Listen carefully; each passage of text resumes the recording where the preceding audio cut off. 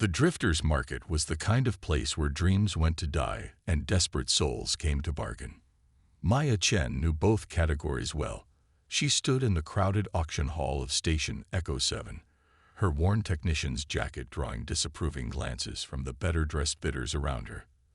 The smell of engine oil and ozone clung to her clothes, but she didn't care. Those stains had earned her every credit in her account. The auctioneer, a thin man with cybernetic eyes, gestured to the final lot. And now, ladies and gentlemen, our special item. Salvaged from the outer rim, origin unknown. Lot 247. One unidentified vessel, approximately 40 meters in length. Maya's breath caught as the hangar doors slid open. The ship that emerged was unlike anything she'd ever seen. Its hull was a deep iridescent black that seemed to absorb light rather than reflect it. The vessel's lines were organic, almost predatory, with smooth curves that defied conventional engineering. But what really caught her attention were the faint patterns that rippled across its surface, like circuits made of liquid metal. Bidding starts at 50,000 credits, the auctioneer announced. The room fell silent.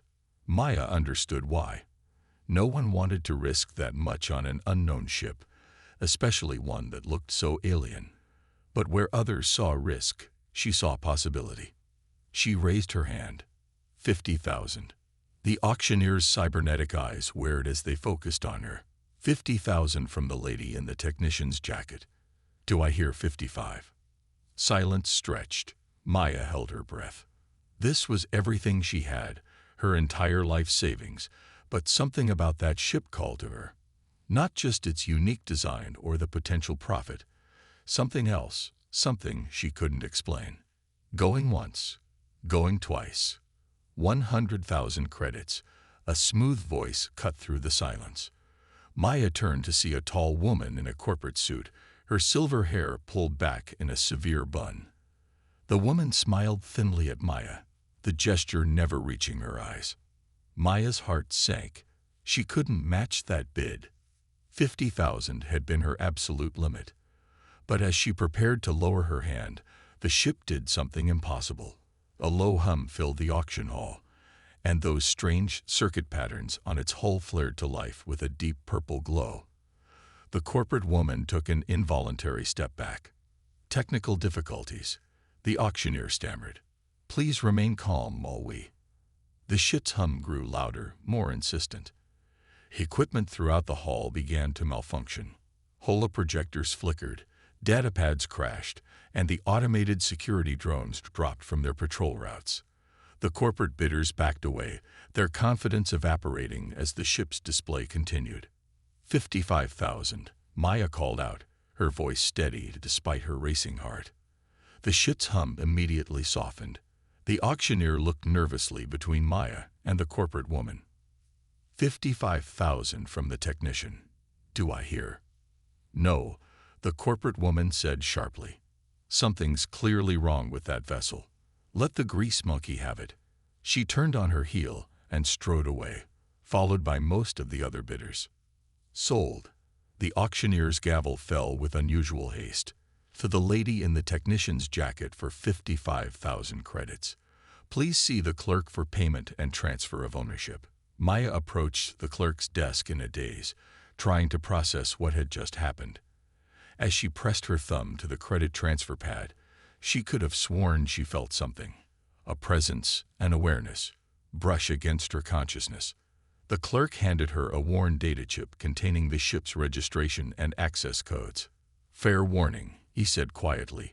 3 different salvage crews tried to claim that ship. None of them made it back with it. Said it had a mind of its own. Maya pocketed the chip, her eyes drawn back to the vessel. Its hull had returned to its quiet, light-absorbing black, but those circuit patterns still rippled faintly beneath the surface. Maybe that's exactly what it needs, she replied. As she walked toward her new purchase, Maya felt the weight of eyes on her, not just from the few remaining auction attendees, but from the ship itself.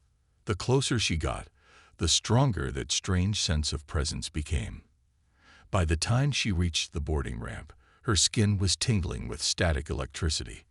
The ship's external hatch opened at her approach with a soft hiss, revealing a dimly lit interior. The access codes on her data chip hadn't even been necessary. Maya took a deep breath, squared her shoulders, and stepped inside. The hatch closed behind her with a finality that should have been frightening. Instead, she felt something entirely unexpected. She felt welcome. The ship's interior was as alien as its exterior, all flowing lines and organic curves. The corridors seemed to shift subtly as she walked, guiding her toward what she assumed was the bridge. The air was cool and carried a faint scent of ozone, like the atmosphere before a storm. When she reached the bridge, the pilot's chair adjusted itself to her height before she even reached it. The console came alive with swirling patterns of light, similar to the circuits on the hull, but more complex, more deliberate. They weren't random decorations, she realized. They were a language. "Well," Maya said aloud, settling into the chair, "I suppose we should introduce ourselves. I'm Maya Chen, and I just spent every credit I had on you. Want to tell me your name?" The patterns on the console swirled faster, and for a moment Maya thought she'd made a mistake in treating the ship as sentient. Then a sound filled the bridge. Not quite a voice, not quite music, but something between the two. It resolved itself into a single word that seemed to bypass her ears and appeared directly in her mind. "Stormweaver." Maya smiled. "Stormweaver," she repeated, testing the name. "I think this is the beginning of a very interesting partnership." The ship's systems hummed in what felt like agreement, but there was something else in that sound. A warning, perhaps, or a promise.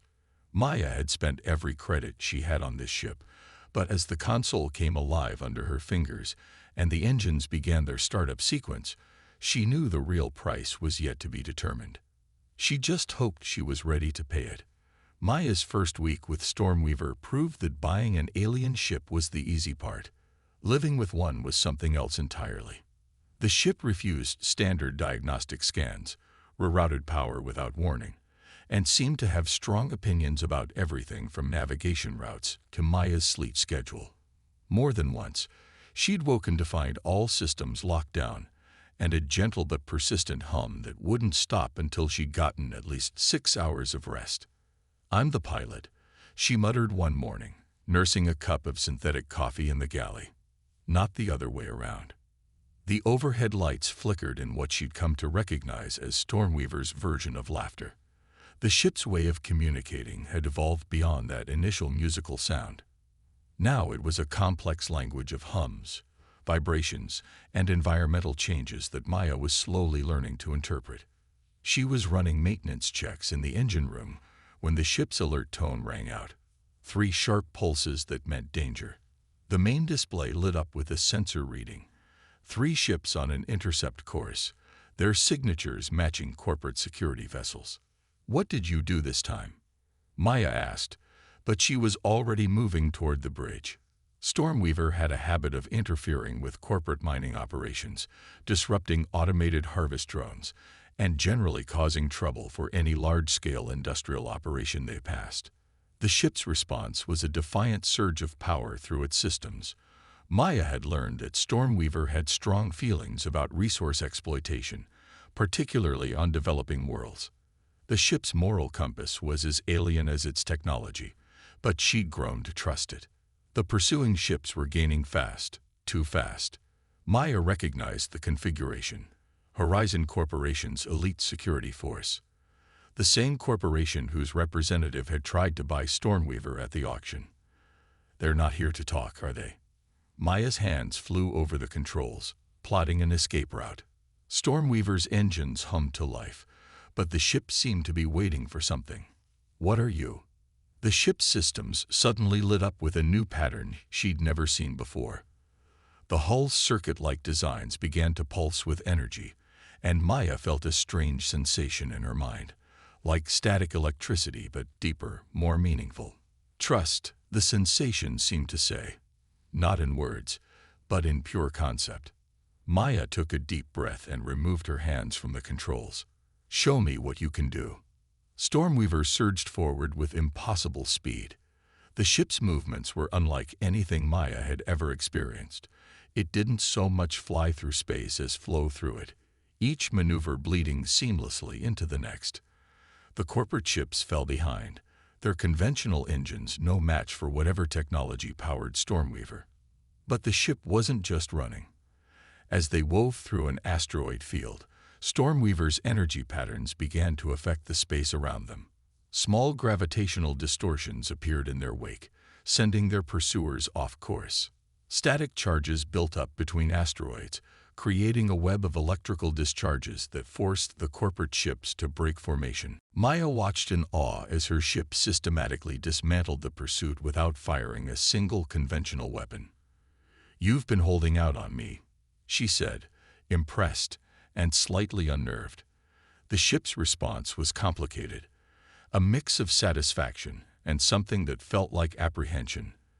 The energy patterns on the hull shifted again, forming new configurations that Maya hadn't seen before.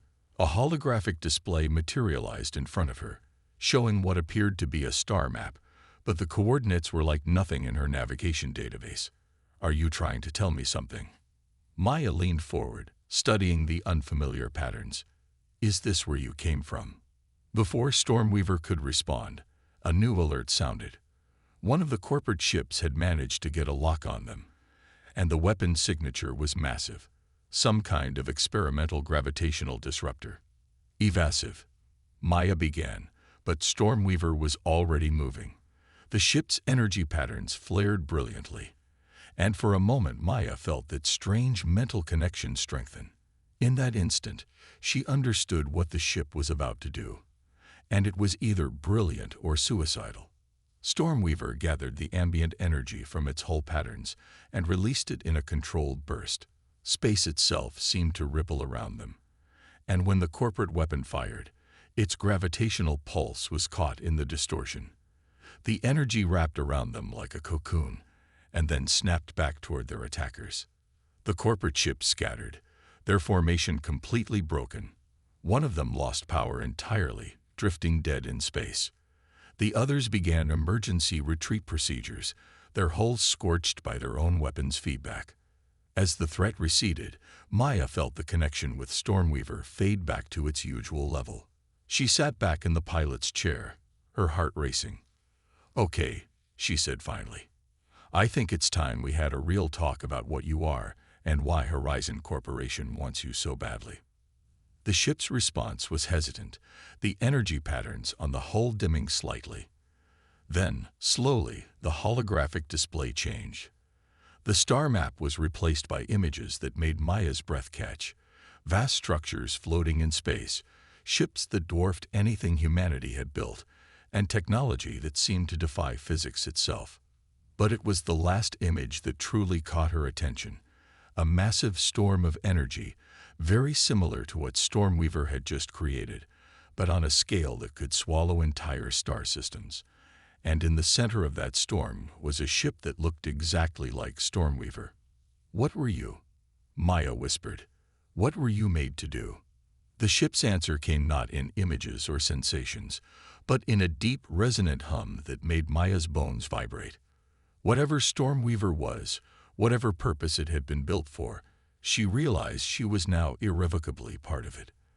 The corporate ships weren't just after advanced technology. They were after something far more dangerous. As they set course for deep space, Maya felt the weight of unasked questions pressing down on her. But one thing was certain: her life as a simple mechanic was over. Stormweaver had chosen her for a reason, and she had a feeling she was about to find out why. The coordinates Stormweaver had shown Maya led them to the edge of known space, where the familiar star patterns of mapped territory gave way to the unknown. They'd been avoiding populated systems for the past week, jumping through increasingly remote sectors as they tried to shake any corporate pursuit. Maya sat cross-legged on the bridge, surrounded by holographic projections of Stormweaver's historical data. The ship had been gradually sharing more information, though much of it remained cryptic. "Let me get this straight," she said, manipulating one of the images. "You were built by a civilization called the Ascendant, but they're not around anymore." Stormweaver's response was a complex series of energy patterns that Maya had learned to read as confirmation tinged with sadness.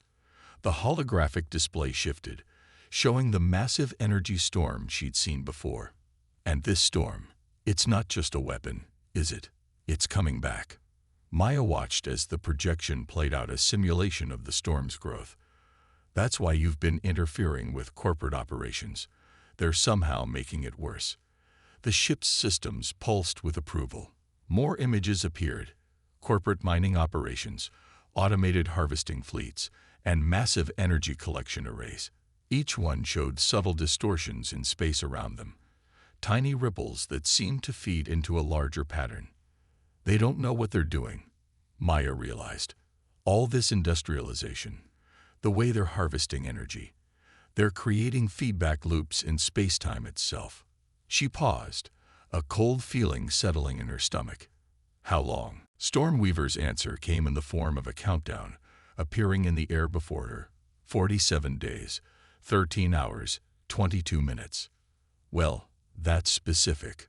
Maya ran a hand through her short hair, a nervous habit she'd never quite broken. And I'm guessing we can't just walk into Horizon Corporation's headquarters and tell them to stop all operations. The ship's humor response flickered through the lights, but it was short-lived.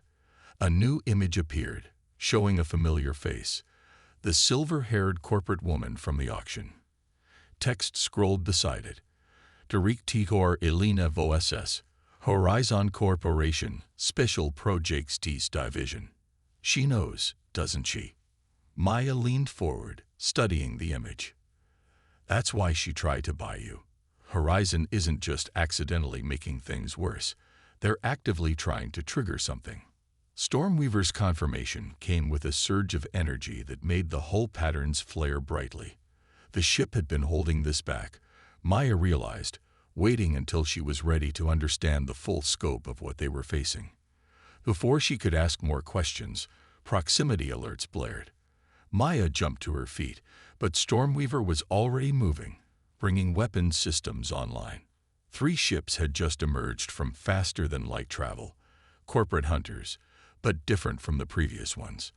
These ships were darker, their designs more aggressive, and their energy signatures were unlike anything Maya had seen in corporate vessels. "They've been adapting your technology," Maya whispered, watching as the enemy ships moved to surround them. "All those encounters, they weren't just chasing us. They were studying you." Stormweaver's response was a battle cry that resonated through the hull. The ship's energy patterns shifted into new configurations, but something was wrong. The corporate vessels were emitting a frequency that seemed to interfere with Stormweaver's systems. They'd been prepared for this fight. "No," Maya said firmly, placing her hands on the console. "You're not alone this time." She felt that familiar static tingle in her mind strengthen into something more. The ship's consciousness brushed against hers, and this time she reached back. The connection that formed was unlike anything Maya had experienced. She could feel Stormweaver's systems, as if they were extensions of her own body, could sense the energy flowing through the hull patterns like blood through veins.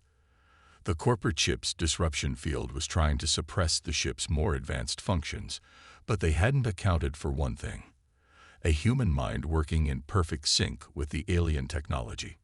Together, they moved. Maya's understanding of conventional physics and engineering merged with Stormweaver's advanced capabilities. Where the ship's energy patterns were suppressed, Maya found ways to reroute power through secondary systems. Where corporate weapons threatened to breach their defenses, she helped calculate precise movements that turned their own attack patterns against them. The battle that followed was a dance of impossible maneuvers and split-second decisions. Maya felt the strain of maintaining the deep connection, but she also felt Stormweaver supporting her, keeping her mind stable as they fought as one. When it was over, 2 of the corporate ships were disabled, and the 3rd retreated with significant damage. Maya slumped in her chair, physically and mentally exhausted. The connection with Stormweaver gently faded back to its usual level, but something had changed. The ship's presence in her mind felt closer, more integrated. "We need to stop them," Maya said finally, her voice hoarse. Not just avoid them. Stop them. Whatever Horizon is trying to trigger, whatever they think they'll gain from it. They have no idea what they're really dealing with. Stormweaver's response was different this time. Instead of images or sensations, Maya felt a clear thought form in her mind. Together. A new set of coordinates appeared on the main display. A location deep in unexplored space. Maya recognized the pattern from the historical data they'd been reviewing. The Ascendant's main research facility, she said. You think something there can help us? The ship's affirmative hum was accompanied by a warning tone. Whatever waited for them at those coordinates, it wouldn't be simple to reach or safe to acquire. But they were out of options and out of time. Maya plotted the course, her jaw set with determination. All right, partner. Let's go save the galaxy, whether it wants us to or not. The Ascendant facility hung in the void like a shattered dream. Its twisted spires and broken archways spoke of battles fought long ago, while strange energy still pulsed through its surviving sections. As Stormweaver approached, Maya felt the ship's usual confidence waver. This place held memories, she realized. Not all of them good. Talk to me, she said softly, running her hand along the console. What happened here? The ship's response came in fragments of images, the facility in its prime, bustling with beings of pure energy, then alarms, chaos, and finally a devastating battle that left it in ruins. But beneath the destruction, something remained. Something vital. Their approach was interrupted by a familiar alarm. Multiple ships dropping out of FTL, Maya announced, though Stormweaver had already detected them. Horizons found us. And they brought friends. A massive fleet materialized around the facility's perimeter. At its center was a ship that dwarfed all others. A corporate dreadnought that bore clear signs of reversed engineered Ascendant technology. On its bridge, Maya knew Director Voss would be watching. The comms system crackled to life. Maya Chen. Voss's voice was as cold as Maya remembered. I must admit, you've exceeded expectations. A simple mechanic, piloting one of the most advanced vessels ever discovered. Fascinating. Glad I could impress, Maya replied, buying time as she and Stormweaver assessed their options. But I don't think my resume is why you brought an entire fleet here. You've seen what's coming, Voss said. The storm that will reshape reality itself. The Ascendant thought they could stop it. They failed. But we've learned from their mistakes. With the right technology, the right preparation, we can harness it instead. Maya felt Stormweaver's rage pulse through the ship's systems. You're wrong, she said. The storm isn't some tool you can control. It's a cascade failure in the fabric of space-time. The more you try to harvest its energy, the faster it spreads. Such limited vision, Voss sighed. The Ascendant achieved godlike power before their fall. We can do the same. That ship you're flying. It's the key to everything. The culmination of their work on controlling cosmic forces. Surrender now, and you can be part of something extraordinary. Stormweaver's response was immediate and untranslatable. A complex surge of emotion and memory that nearly overwhelmed Maya's mind. But in that surge, she saw the truth. You don't understand what Stormweaver really is, she said. It's not a key to controlling the storm. It's a lock to contain it. Silence filled the comms. When Voss spoke again, her voice had lost its persuasive edge. Take them. The corporate fleet opened fire, but Maya and Stormweaver were already moving, their shared consciousness allowing them to react as one. They dove between the facility's broken spires, using its structure for cover as they made their way toward a specific section, one that still pulsed with active energy. Corporate fighters pursued them through the ruins, their weapons enhanced by stolen technology. But they couldn't match the fluidity of Maya and Stormweaver's partnership. Where conventional pilots saw obstacles, Maya saw opportunities. Where corporate computers predicted one course, Stormweaver chose another. They'd reached their target, a massive chamber deep within the facility. As they entered, ancient systems began to activate, responding to Stormweaver's presence. But the corporate dreadnought was closing in, its main weapon charging with ominous power. "Whatever we're going to do," Maya said, "we need to do it now." Stormweaver's consciousness pressed against her mind, stronger than ever before. Not just sharing information, but offering a choice. Maya saw what needed to be done, and what it would cost. The ship could interface with the facility systems, using them to create a containment field strong enough to stop the approaching storm. But it would take everything they had. The energy required would burn out most of Stormweaver's advanced systems. The ship would survive, but it would never be the same. "No," Maya whispered, understanding what her partner was suggesting. "There has to be another way." The dreadnought's weapon fired, the blast powerful enough to tear through the facility's ancient shields. At the same time, Maya felt something massive shift in space. The storm was approaching, drawn by the concentration of energy. They were out of time. Stormweaver showed her one last image. The facility's original purpose. It wasn't just a research center, it was a failsafe. The Ascendant had built it as a last resort, a way to stop the storm if their other efforts failed. But they'd never gotten the chance to use it.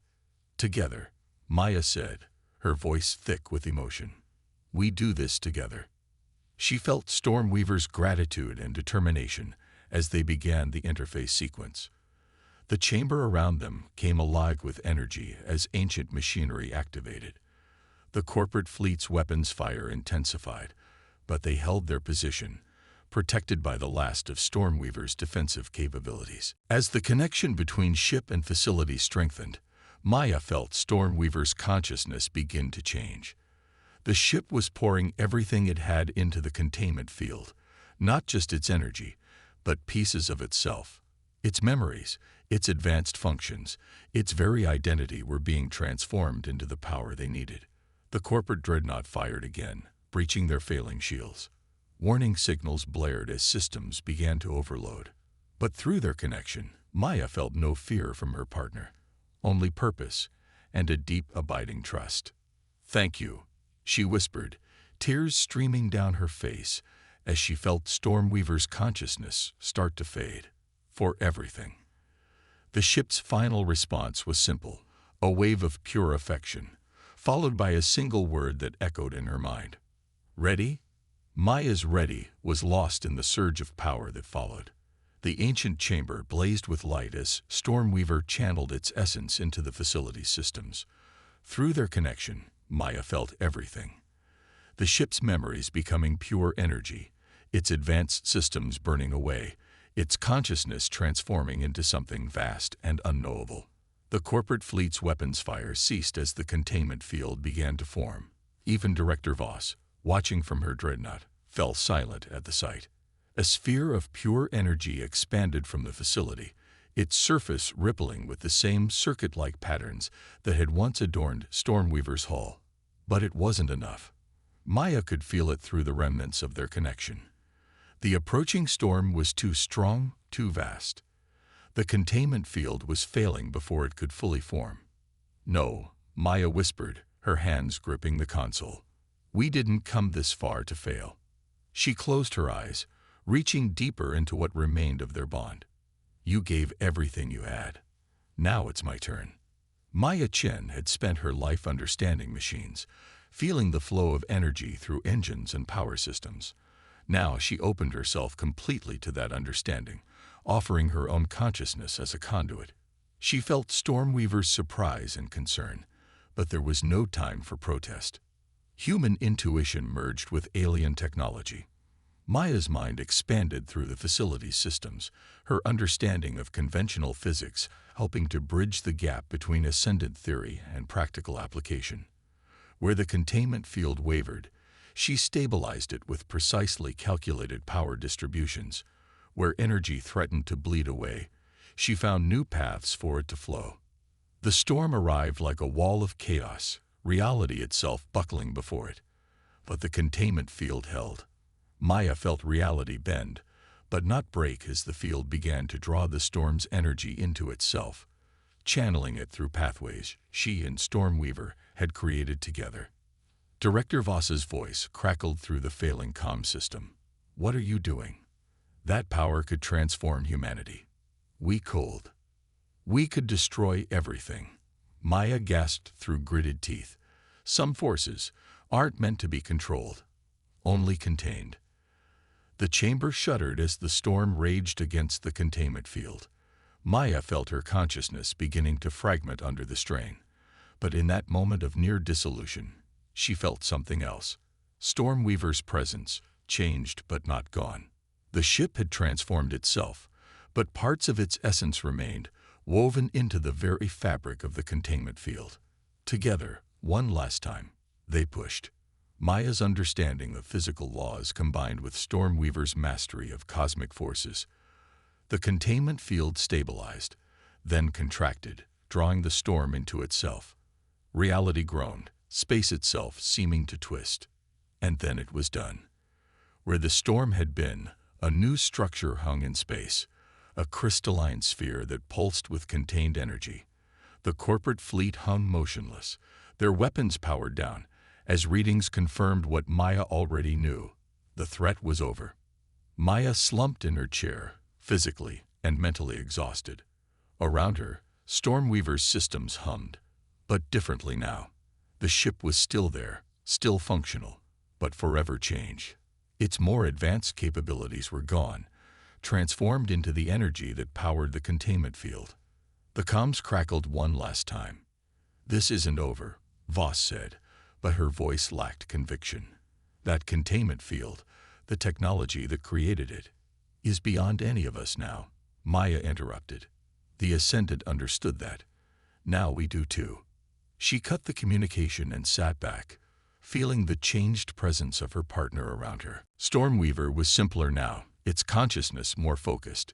It could no longer manipulate space-time or generate impossible energy fields. But as Maya ran her hands over the console, she felt something new in their connection, a piece that hadn't been there before. The ship had fulfilled its purpose, transformed itself to save everything, and in doing so had become something else. Something, perhaps, better. "So," Maya said softly, ready to try being a regular ship for a while. "I hear cargo hauling can be exciting." Stormweaver's response was a gentle hum that made her smile. The ship's advanced weapons were gone, its reality-bending capabilities transformed into the containment field that would hold the storm forever. But the heart of what made Stormweaver special, its consciousness, its bond with Maya, remained. As they turned away from the facility and its newly forged containment field, Maya felt a deep contentment settle over her. She had started this journey looking for a way to escape her ordinary life. Instead, she had found something extraordinary, not in the advanced technology or cosmic powers, but in the connection she'd forged with an alien consciousness that had chosen to trust her. The corporate fleet was dispersing, their grand plans for cosmic power thwarted. The facility's ancient systems had gone quiet, their purpose finally fulfilled. And in the space between stars, a mechanic and her transformed ship plotted a course for the future, one they would face together, simpler perhaps, but no less remarkable for it. "Where to?" Maya asked, though she already felt Stormweaver's answer forming in her mind. The ship's navigation systems highlighted a string of smaller ports along the rim, places where independent traders could still make a living. But more than that, Maya felt Stormweaver's eagerness to explore these spaces not as a weapon or a key to cosmic power, but simply as itself. Maya smiled, plotting the course. Sometimes, she realized, the greatest adventures came not from extraordinary powers, but from learning to be exactly what you were meant to be. As they accelerated toward their new life, the containment field sparkled behind them, a testament not to the power they had wielded, but to the power they had chosen to give up. In the end, that had made all the difference.